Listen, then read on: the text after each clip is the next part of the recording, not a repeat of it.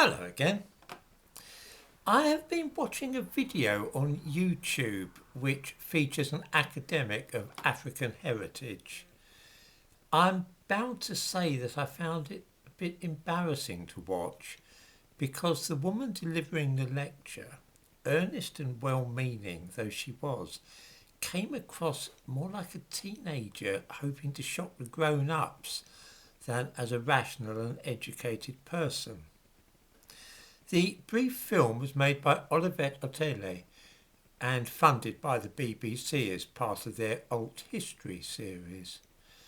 The thing which disturbs me about this is that a lot of young people were involved in the production and they were encouraged to be aggrieved and to see racism where it did not exist. In other words, it was an exercise in propaganda designed to stir up negative feelings on the part of young black people. Otele is, the good Lord help us, Vice President of the Royal Historical Society and a Professor of History at Bristol University into the bargain. In this film, to which I give a link in the description to this video, she is giving a talk on military history.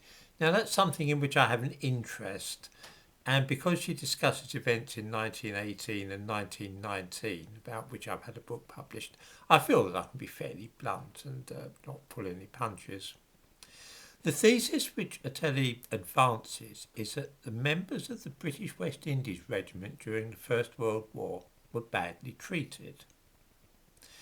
The film begins by showing photographs of black soldiers during the Great War to some young black people who did not know that there had been soldiers from the Caribbean fighting at that time. Well, that's reasonable. Maybe they haven't been to very good schools, or perhaps they're just ignorant, I don't know.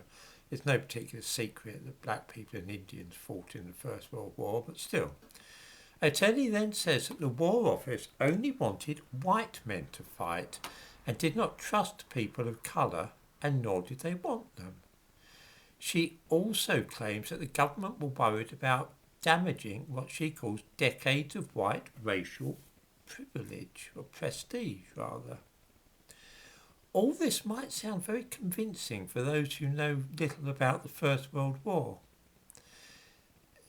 Then we remember that 1 million Indians served in the British Army during that war, of whom 75,000 were killed. This rather suggests that damaging decades of white prestige was not really top of the government's list of worries. They had no problem at all with having as many Indians in the army as necessary. She then complains that the British West Indies Regiment had to serve in Egypt and the Middle East. But of course the same was true of the Australians and New Zealanders. Perhaps she hasn't heard of Gallipoli and the Dardanelles and knows nothing about Anzac Day. Many colonial troops served in the Middle East, not just West Indians. It wasn't a penal posting, it just how the war was being fought at that time. She says in a sad voice that some of the men were labouring and undertaking heavy work within range of the enemy, and men were killed. Well, yes, that does happen in wars, I'm afraid. You've got to bear in mind these men were all volunteers, they weren't conscripts, they had chosen to join the army. Besides which, they were not just labouring, they were also fighting. But Otele either doesn't know this or chooses not to mention it. The British West Indies Regiment fought in the Middle East during Allenby's campaign there. But you wouldn't realise this if you've just listened to what she has to say on the subject. Otele goes on to say that after the end of the war, while the white soldiers were celebrating victory, the black soldiers were ordered to do laundry and clean the latrines. Now, this is either a frightful lie or sheer ignorance. Soldiers in the British Army still had to undertake duties even when the fighting ended. That was the case whether they were West Indian, Canadian, Australian or British. the army continued to function after the armistice.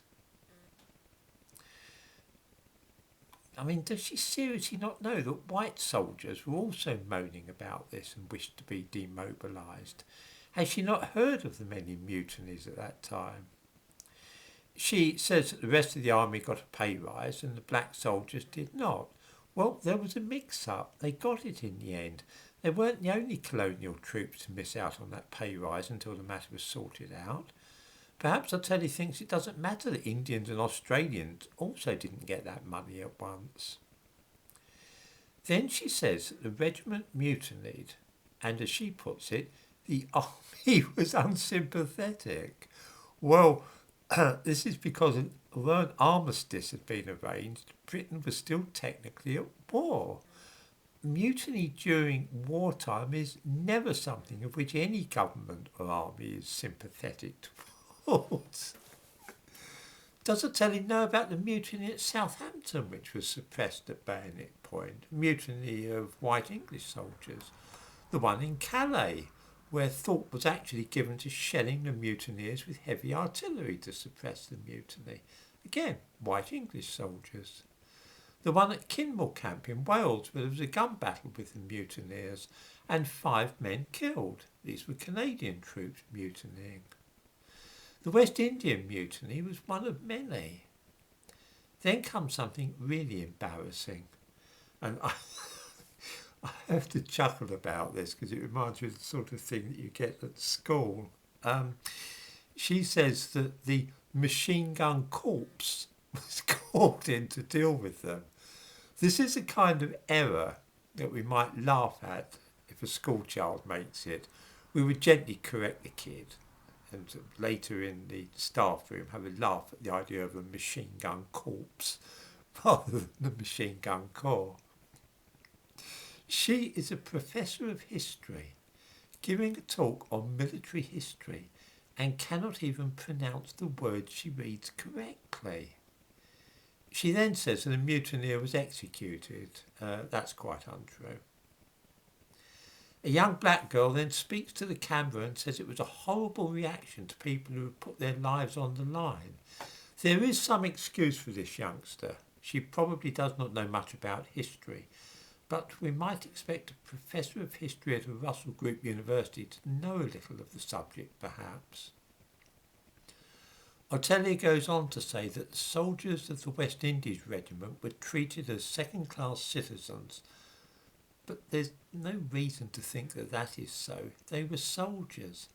An awful lot of white British soldiers were annoyed at how badly they were treated as well. Then she ends by saying that the soldiers from the West Indies were written out of history. But that's only so if you don't bother to read books about the First World War.